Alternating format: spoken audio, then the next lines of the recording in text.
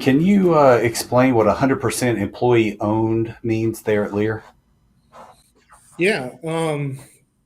So in 2008, Lear was purchased by a company called Dexter Apache Holdings, and they have been a 100% employee-owned company for many years. And so we transitioned to be an employee-owned company. So essentially, it means exactly what it sounds like in that everyone working for Lear, all 260 employees, give or take, own a stake in the companies. So essentially, each year we bring in an independent auditor, for lack of a better term, that um, analyzes our company and basically puts a value on the company. And then each year the employees are given so many shares of stock in the company. And then, like any stock, depending on how the company does, the stock can either grow or could decline. Luckily, it hasn't declined since I've been with Lear, and your portfolio can grow. And there's a 3 year vesting period, and at the end of your time with Lear, you can essentially resell your stock back to the company. And it really just creates an environment of, everyone takes ownership. I know that's kind of the word itself, but everyone has a stake in our success. So our culture kind of is built behind that, working together, and constantly improving to do what's best for our company and our sister companies. I've had an opportunity to tour your plant twice. One time this year, other time was during a visit with one of the regional shows there in the Wisconsin All right. Dells, which was a fantastic trip. So I got to do some ice bag toss just outside your facility there. With that, yeah. I don't remember who won. Well, actually, yeah, no, I did not win, but I wish I had won. So I'm kind of a competitive person. But what I was going to mention was, touring your facility, you had some signs up about, these are the numbers you're trying to hit for the day. And I could only imagine when it's employee owned, those numbers resonate a little bit more. That that if that's what you need to get to, that's the growth that you guys are expecting, which can directly affect your paycheck and all of those. So is that some of the rhyme or reason? Was that there before you, or give us some insight on that? Yeah, we didn't always do that. I think, over the past 3 years with the supply chain challenges, it's become more important to have goals in front of our team to know what they were expected to complete in a day. So we've been doing that.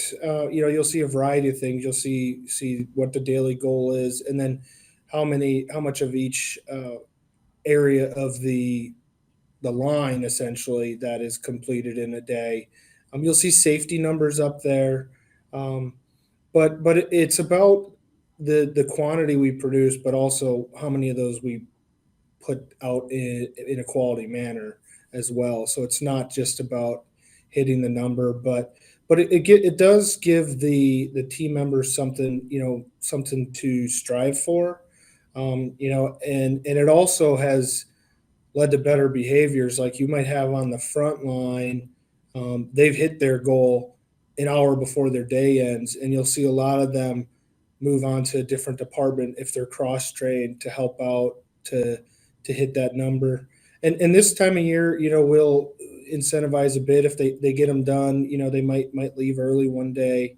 That didn't happen a lot during the last few years, but it just, like any of us, you have a target in front of you, and you like to see that progress, and then when we get there, then it's all right. What's next? So it just fosters that environment of teamwork and hard work throughout the day, and they get excited when they hit it, and they get, equally a little upset if they don't. So they're all bought into it. There's So never any finger pointing, is there? So No, yeah, never, no, never. well, one thing that also impressed me when I was there, everybody, all the employees, the owners of the company, they had their own their own workspace, and they had kind of their own groove going on. Everybody seemed to enjoy what they were doing, and I know it can get mundane. I mean, any job can, but I was really impressed with that. Now, of course, we were going on a tour. I don't know if you told everybody, "Hey, be on your best behavior," but I really don't feel like that was the case. I mean, it seemed very genuine. Yeah, they definitely take pride in their areas and what they do. And this was my first full year, obviously being not being remote, being at the office, and it was I really noticed it around the holidays. You think, okay, Christmas time, a lot of people will decorate put up a Christmas tree in their office and things like that. But I'm not kidding you. Each of the departments were decorating key areas with Christmas lights, and you would have never known you were in a production facility. And then of course, their competitive spirit comes out, and next thing they're asking if they could hang Christmas lights on forklifts, and we're like, well, we got to keep the safety side in mind, but they do. They take pride in what they do, and I mean, I think that is a testament to the product we put out for our customers.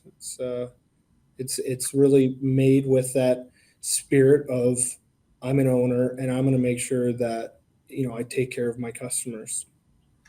Yeah, I came from public supermarkets, and that was uh, an interesting experience because it's still 100% employee owned, and it really kind of made an impression on me immediately during the first week I was there.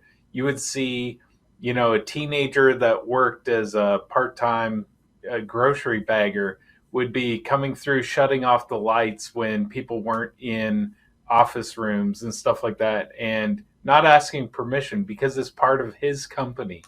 Right. And he felt like his bonus may be reflected in how he, contributed and that kind of thing. So I think that's fantastic. Ben, I want to take a moment and just kind of pause to introduce you. So everyone who's watching today, thank you for, signing in to watch episode 2 of the Breaking the Ice podcast. I'm Jeff, and this is Ethan. We're your hosts, and we're delighted to have Ben Albregts on from Leer. Thank you. And we felt like, Ben, you would be the perfect person to have on to kind of speak to some changes that have been coming in the industry, and I guess they're here now. The whole concept of switching refrigeration. So I Yeah. just, as a guy who doesn't know very much about refrigeration, I just want to pitch it to you. Tell us, in layman's terms, what's the big change going on? Yeah. Thanks. First of all, thanks guys for having me. I was able to catch the first round with Paul, and I was excited when I got the call after watching it to be guest number 2. So I'm excited to talk some ice, but it was also great to just learn a little bit about someone else that I know in the industry.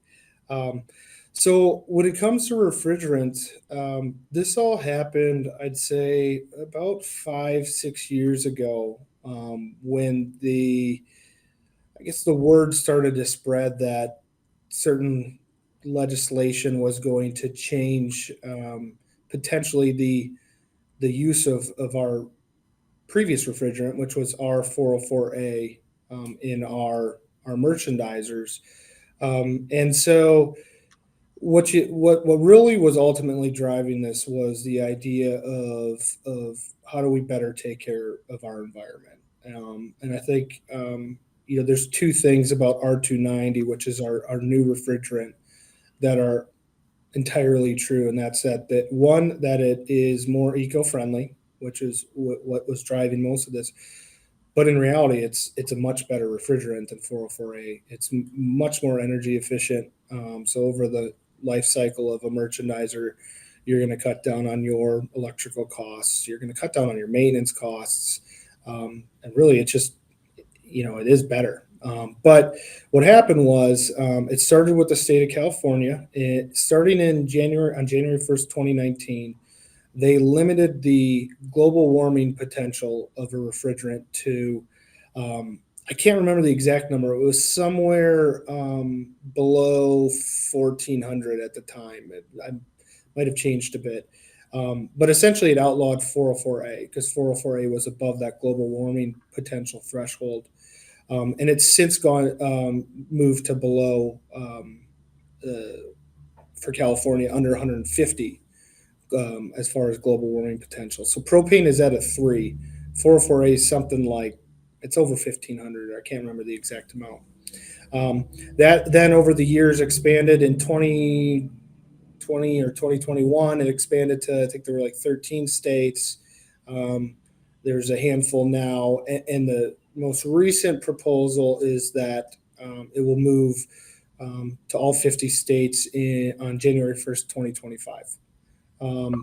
There is potential that could get pushed back maybe a year, but it's coming. It's just a matter of when. So we started that transition with California. We ultimately chose not to implement any sort of bridge to R290. There were some other refrigerants that we did test and consider, but we felt it wasn't right to introduce a temporary refrigerant into the industry. And really, it came down to R290 was just the best of the bunch. So it kind of ticked all the boxes for us. So we've been going through that transition. I'd say right now we're up to a little over 40% of what we produce, probably closer to 50%. It's about 50-50 is R290 versus 404A. And our plan is to transition by the end of this year Okay. totally to R290.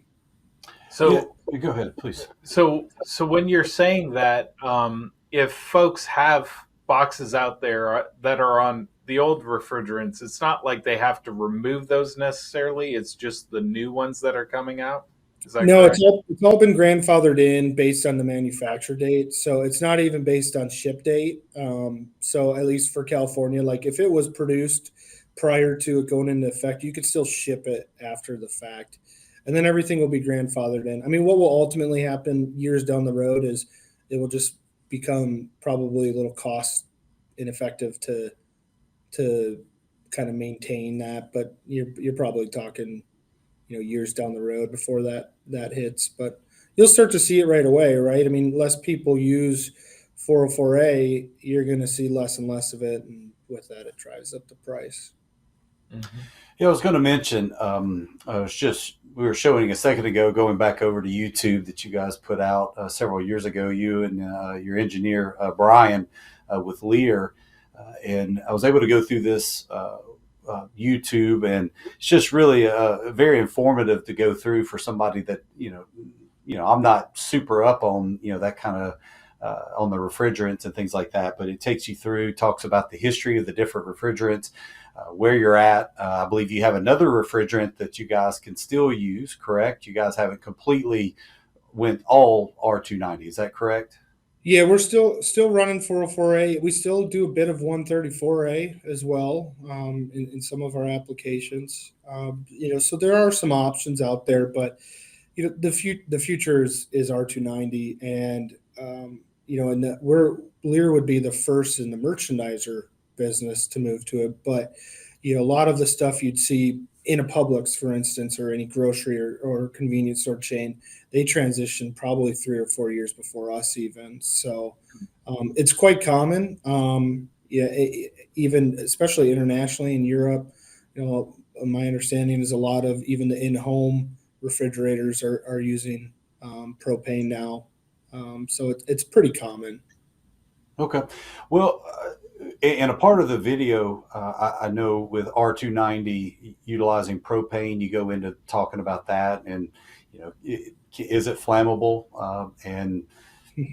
And you also talk. It's just a very good video to go through. If you have an opportunity to go in and look at that after this show, of course, don't stop what you're doing right now. Keep the interview. So, but it's just a really good way to do it, and even talk about the flow and the resistance and how much better 290 is. To make it easy for everyone, we'll put a link in the description of this video on YouTube at least. I don't know if we can do that on every platform, Right. but then you can go see what Ben said 3 years ago and find out. Look a little younger, and yeah, yeah. And obviously propane is flammable, but it's not a large amount of propane actually used. I mean, the common example that our engineers would give is it's like the amount of a Bic lighter. So it's not any more flammable than having a lighter in your pocket. But we had to invest a lot into our facility though for leak proofing, and when we're dealing with larger amounts in our facility, it's been significant from a financial and a time aspect. But I think those that have made the switch have been very happy with it, and you're starting to see a lot of retailers drive it, a lot of larger ice companies drive it, and frankly, there were some of this independent ice companies that were early adopters as well. So it's been very receptive in the industry. Yeah, very good. All right. So a tradition that we have here are icebreakers. So you're going to get your first icebreaker question coming up. So how thrilled are you? So I'm ready. I've been looking forward to this. Yeah. So you being pretty close to Milwaukee there. So as far as your favorite current and past player in Brewers history, so who would you say is your favorite player, current and past? Okay. Current, I'd probably have to say Corbin Burns, who's our starting pitcher, probably our best player. Past is tough. I mean, I remember going to see Robin Yount as a kid, and I've been able to meet him a couple times, and he's just the nicest guy in the world. So, probably Robin Yount from my childhood, and then I was always a Ryan Braun fan when he was there. I was able to actually in San Diego for his MLB debut back in 2007. And so because of that, he's kind of always stuck with me, and he was a fan favorite for many years. But I could pick a lot of guys that. Yeah, I feel though like he's missing somebody. I feel like he's leaving somebody. You've got to be missing somebody. I mean those guys are fine. Yeah, but this guy. I mean, the greats kind of go. Oh my gosh, the greats. They go unnoticed sometimes. Yeah, that's me trying to be. All right, I look all right there. I got the you look good. Uniforms. Yeah, that's good. I'm impressed. Well, I'm a pinstripe fan, so this by far is the favorite look. My son plays some travel baseball, and by far pinstripes are the best. I don't. Anything pinstripe, I'm a fan of when it comes to baseball. Not so much suits for myself, but as far as baseball. But give us some feedback. What inspired this? And I mean, again, all the uniforms, and I'm so impressed with the way the shoes are matching. I mean, there's not a stitch that doesn't match in this any of these ensembles. I mean, this is amazing. So I don't know how you guys found this, but so this is the so. Most Major League Baseball teams do it. It's called a fantasy camp. And there's actually an episode of Seinfeld where Kramer goes to the Yankees fantasy camp. And that's exactly what it is. And so I love baseball is my favorite sport. I played it all through high school. And when you have to be 30 years old to do the Brewers to do most fantasy camps. At least that's what the Brewers is. And so you got to be 30 years old to be a kid again. Is that right? Yeah, exactly. And so for my 30th birthday, my father bought me gifted me, this to go to this Brewers fantasy camp. And I think I'd heard about them before, but never looked much into it. But essentially what it is you get to live for a week as you're a big league baseball player. They get you a uniform, they get you a locker. And it just so happened I was living in Arizona, and they do it at the Brewers spring training facility in Arizona. And you go there and you play um, let's see, 11 games throughout the week. And I mean, it's, it's the big league experience. And you get real, like past players are coaches. So my first year I've done it 3 years. I loved it so much I went back 2 more times. But my first year, my coaches were Jeff Cirillo and Rob Deere, who, if you know baseball, you've heard of them. If you don't know baseball, you So might Jeff, have. Jeff never has heard of him. So. Yeah. And I mean, they've had, like Prince Fielder was a coach one year. Ben Sheets, Robin Yount, and Bob Euchre, who are kind of Brewers legends, typically will come. But then, there's there's a mixture of old timers and some of the newer retirees. And it's just, it's an awesome time. And Is it live pitching? Is it live? So yeah, so in the morning they do campers pitch, and in the afternoons they do coaches pitch, like the coaches pitch. Okay. Yeah. Because it takes a while for. I mean, I'm not kidding you. I actually have had all 3 years had a guy on my team. They call him Colonel.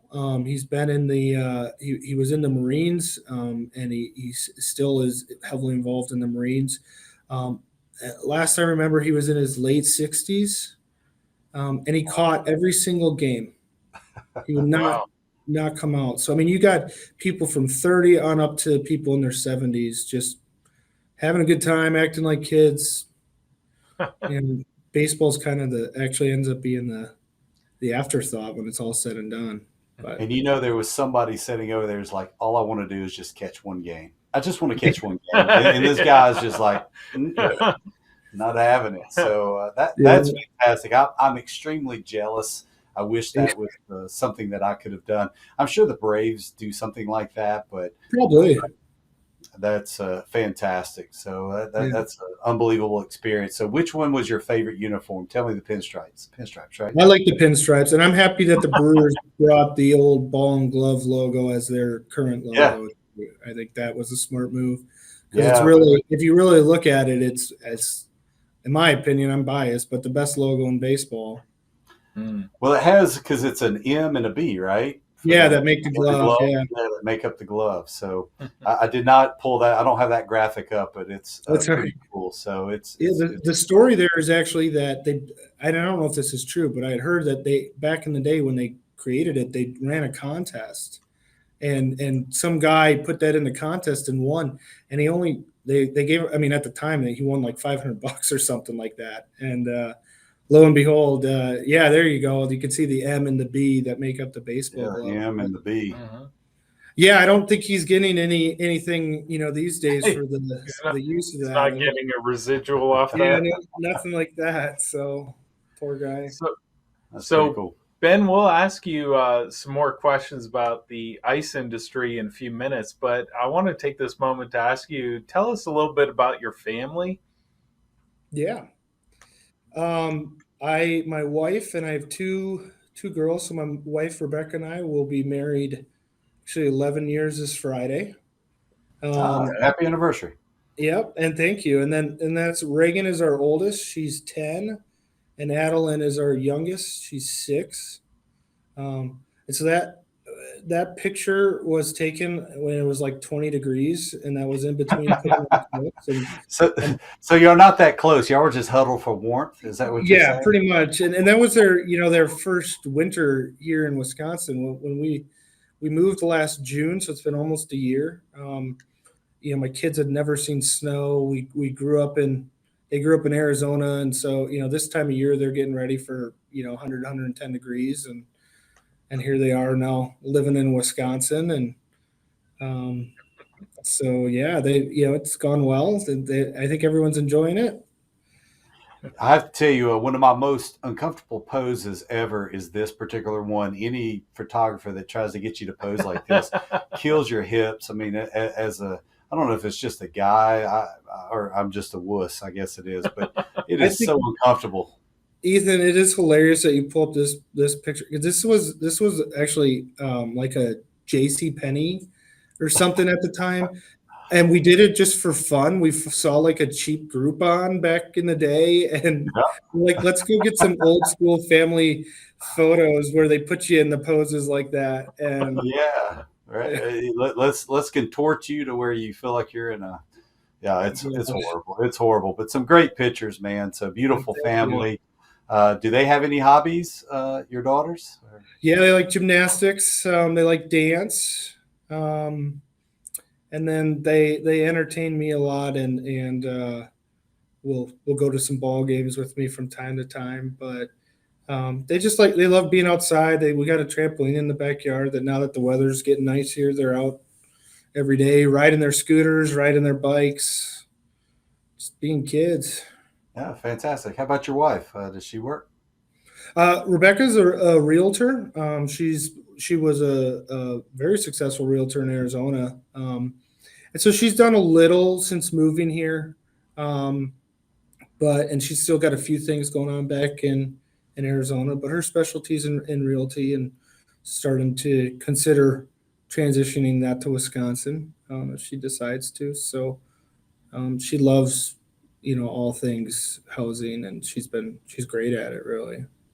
Well, fantastic. So I'm going to go back to the Brewers and baseball for just a moment. So I know that there has to be a special place in your heart for the Atlanta Braves, right? Just because they were there. I mean, not that they just won the World Series 2 years ago. I mean, Right. that's nothing about that, but um, really, it's more of the story got me interested when I saw how big a fan you are of the Brewers about that transition, for the Braves to come to Atlanta. Do you know much about that story? I've got some facts here just in case you're curious. I mean, I'm definitely, interested to hear some facts. But yeah, so the Brewers were originally the Seattle Pilots. So so once the Braves left Milwaukee, I can't remember exactly how many years went by. It But was 65 when the Braves, Milwaukee Braves last year. And then I think it was, what did I have? I think it was 69 pilots okay. tried to go in Seattle, like you said. So it was 70 was the inaugural season of Milwaukee Brewers. Yeah, but no, they do a lot of, you'll see it on the telecast, and I think they still do some kind of theme days where bring up, the Hank Aaron days and things like that. So, I probably am not up to speed on my history as much as I should be, but I know the general sense of how that all worked out. And I know the Brewers still don't have a World Series championship, or the Milwaukee Brewers franchise doesn't. So, Well, we'll go. You can claim a little bit of the Braves. all right, We'll we'll let you. take it. We'll take what we can get. Just in my research, I'll be very brief with this. There was just some interesting things that there was a lawsuit actually filed by the state of Wisconsin after they left. And instead, they were going to put a stay on the Braves playing their inaugural season, but they decided not to do that because they were going to get another franchise. That franchise went to Seattle, like you said, with the Pilots. And then Bud Selig ended up buying them through bankruptcy for $10.8 million, selling them in 2004 for $223 million. And they are valued as of last year for $1.28 billion. So you should have jumped in a lot earlier than right now. Right. It's crazy. That is so crazy. That's a small little history lesson that I wanted to bring up. It was just more a little bit of my dig about the Braves, but storied franchise, and I love your ballpark up there. I haven't had a chance to go to it, but I love watching games. I can't wait to come up, and we'll have to take you in a game someday. Yeah, that'd be great. Maybe when the Braves are in town. Like most kids, I remember the Braves from the TBS days. When they used to be on after school in the afternoon. So just so many people I know are Braves fans purely because they were on TBS in the early '90s. Yeah, what Ted Turner was able to do and his foresight to do that, to make them America's team, just like, the Dallas Cowboys claim that in football, with the Braves, what they do and being able to get out and about. I mean, there's Braves fans everywhere. So I'm lucky to grow up. I didn't really start watching the Braves until the end of the 80s, and it wasn't much of a reason to watch them. So, and then they went worse to first, and it's been Yeah, a pretty cool franchise to be able to follow. yeah, for sure. So I'm a little bit curious. You've talked about Arizona, and then you're in Wisconsin. Where did you grow up? I say I grew up in Wisconsin. I graduated high school in Wisconsin, but we lived all over as a kid. My dad was always, moving companies as he progressed through his business career. I was actually born in Illinois, but we moved a year after I was born. Lived in New York, stint in Wisconsin, Missouri. Believe it or not, when I was about 12 years old, we moved to Australia for 2 years. So he took over running a company in Australia, back to Missouri, to Pennsylvania, then back to Wisconsin. And then when I graduated high school, I went to Arizona State for college, and I was kind of done with moving and lived there for almost 20 years. Okay. It would have been 20 years this year if I hadn't moved. So, Okay. Well, kind of dovetailing with that, I could tell by some of my research on you that you really enjoy to travel, and that's I would assume. Even though you were tired of moving, I think traveling is probably still about it. So we've got a few photos here if you want to give I us don't some even know idea of where you're at. So You I'm don't gonna, recognize that one? that's an old windmill, in case you're curious. So I'm trying to think of where that even is. no worries. We'll keep moving Maybe on. So, Switzerland? It might be Switzerland. Oh, that's Universal Studios. I thought it was middle of Wisconsin. So. Right? Yeah, there's a lot of fishing up here, but not anything right. like that. That's Venice. I think that's my wife and I's honeymoon. Okay, fantastic. How Yeah, about this? Looks is this up in Vancouver area? close. It's Yes, Seattle. Seattle. Okay, Yeah. down on the piers and everything. Okay. Yep. Yep. This has nothing to do with travel, but I just thought it was Couldn't pass hilarious. it up. He's So, like, I gotta yeah, put this up there. I've got That's a to bring good. this one in. So, so obviously, you and your wife color coordinated, so I appreciate that. And Yeah, it's Curious you got the George, monkey man in the middle. yellow hat. Yeah, absolutely. Yeah. Well, you nailed it. So Oh my that's God. perfect. It's a friendly reminder to everyone watching to be It careful comes what you back. post on the internet. That's right. The Grand Well, Canyon. if you the Grand Canyon. Well, I was just going to mention if you when you watched through Paul's and you saw his Rocky Horror Picture Show, Yeah, things are coming up. So if you say yes, then right. yeah, we'll take a few liberties here or there. So you better take the pictures down before we get to you. So, Yeah, so you said the Grand Canyon. that one's a funny one because that would have been 2020. It took COVID to finally get me. I had lived in Arizona for 17 years before I finally went to the Grand Canyon. That's crazy. It's almost, I find that not you would know this place, but there's a place called DeSoto Caverns, and it's pretty famous around these parts.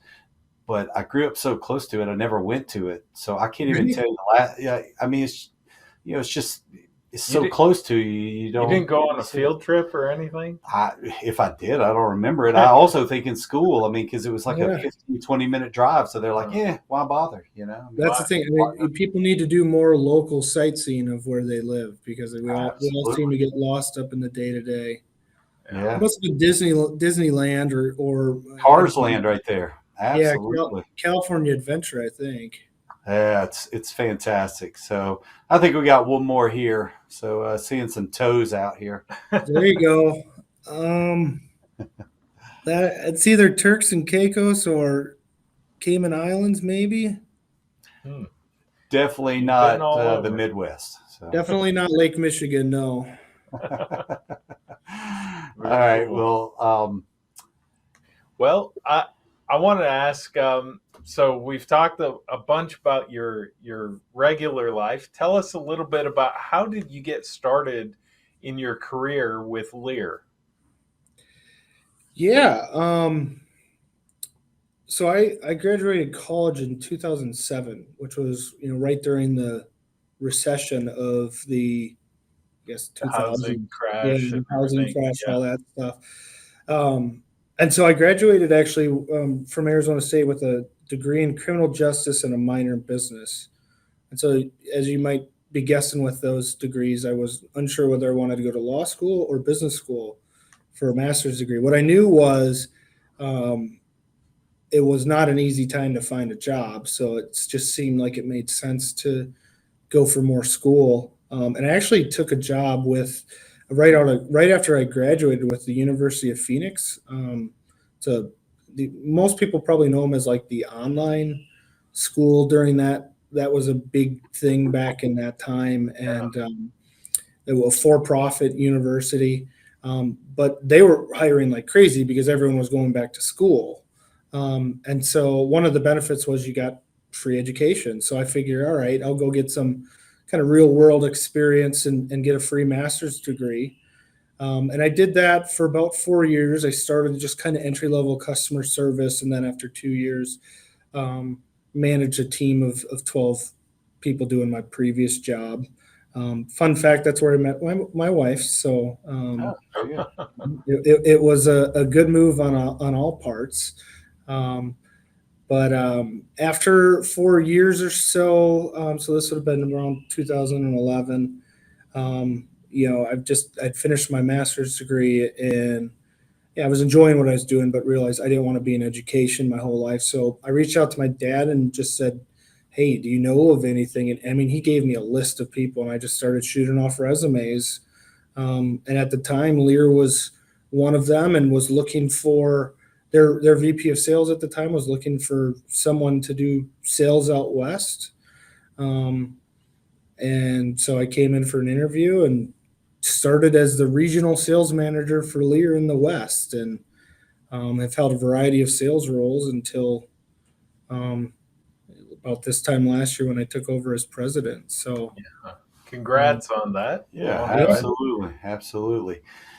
So I think we got time for a couple more questions. I think we'll do an icebreaker, and then we'll wrap up with a more serious question. So yeah. we were just kind of curious, from an artistic standpoint, where would you say you get your inspiration from, Ben?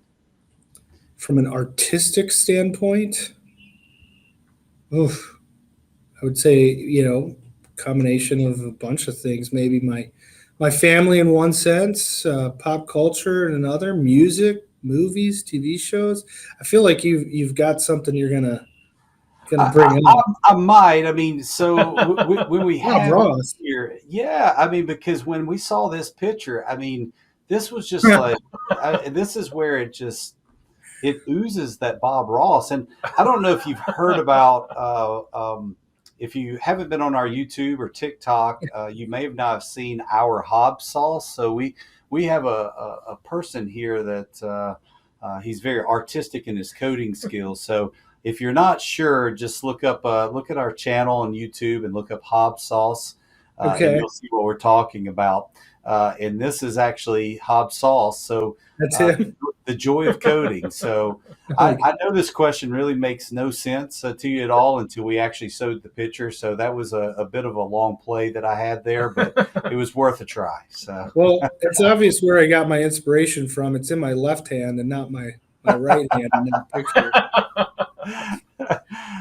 that's great. well, Well, I know we- Jeff has a question about IPIA. So yeah, we just thought that was something we had to throw in there with the picture of you painting. Oh And man, I don't know who you guys got on next, but if they've asked you, go ahead and make sure you take a look at your. I don't know. we might have to edit the warning part out. That's right. I don't that's know. Right. All right. So yeah, I did plan to ask you. I wanted to ask you about your involvement in the different associations. I know you when I was at the PIAA in Australia, they mentioned that you were the in the leadership there, and I know you're involved in the IPIA. So can you just speak to that as a vendor, not as an Iceman? How much does it take of your time? How do you feel like it's worth the time that you put into it, and how you see your role? Yeah, I mean, a lot of these roles, and I've been at the supplier rep in a handful of regionals, and you mentioned the Australian Association, and currently, I'm on my last year of my 3-year term as a supplier rep for the IPIA. I mean, you kind of get out what you put into it, right? I mean, I wouldn't say they take a ton of my time. Um, certainly not the regionals. The IPIA, there's a bit more of a time commitment. You're meeting frequently throughout the year, for a variety of topics, from planning the convention, which is probably what I'm most involved in, supporting Maria and Karen, but also just the future of the organization. Helping to support the message of ice is food. But you get out what you put in. I mean, I could easily just go and show up to the meetings and that's it. But I really do care about the association. It's a great way to meet, for me, frankly, customers. But you've developed lifelong friendships with these people. And yeah, I mean, I guess when I started with Lear in 2011, I never envisioned this. My first day with Lear was actually at the IPIA in New Orleans in 2011. So it started on a Tuesday, and I'm not kidding you. My first day with Lear was on the Monday, flying to the event. Wow. But I saw the relationships that were there, and it was just like it just. I mean, it felt like it was just felt right. Like this was a great industry of good people, and I mean, Ethan, you obviously have been in it many years, so you understand that. And Jeff, you seem like in your time in the industry, you're picking up on that real quick. So, Absolutely.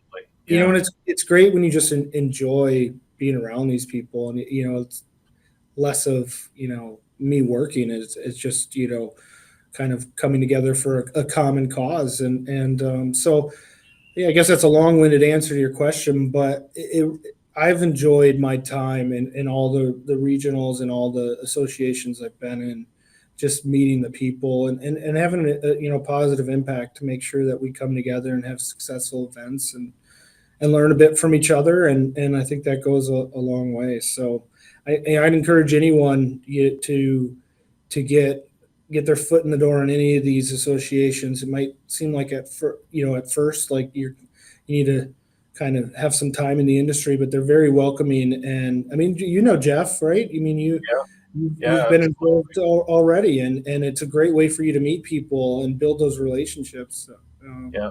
it's a lot of Well, fun. I can tell you we wouldn't be sitting here today if we weren't a part of the associations. Right. We wouldn't have these connections, so therefore we wouldn't be having breaking the ice, because we wouldn't have the connections that we have. And I can't say that I remember you at that particular conference, but that's where you and I have struck up a friendship and Yeah. started talking. And yes, it started business wise, but as we gotten to know each other, and now researching more about you, and knowing about your family and the Brewers, and your love for baseball and your awesomeness in pinstripes, all of that, really makes it worth it. So, Yeah. and I just want to say as well, for all the regional shows and the IPIA and the national shows, I do encourage anybody, even if it's just, going for a day, or if you can just get a hall pass and go meet, not just because we're vendors sitting here talking, you get to see so many other ice men and women in the industry, and just talk with them. Even if you don't go up to a vendor, Right. you're just there, a part of it. It is uh, a unique look and a unique perspective, and welcoming is the best way that we can put it as well. And I just want to say thank you so much for you joining us, Ben, on the podcast today. And we're located here in Pelham, Alabama, from our Routeman Studios at KCS headquarters. And I know you're at your office there in Wisconsin, there with Lear, and we just appreciate your time. And Jeff, do you have any parting words? No, that's it. Thank you so much for coming on. We really enjoyed it. We hope that we get some feedback from any viewers that want to put some comments, some questions in the comment section below. We could probably strong arm Ben into answering those in the comments. And look forward to seeing you again in the future. Thanks, guys, for having me. It was a great time, and Have a great rest of your day.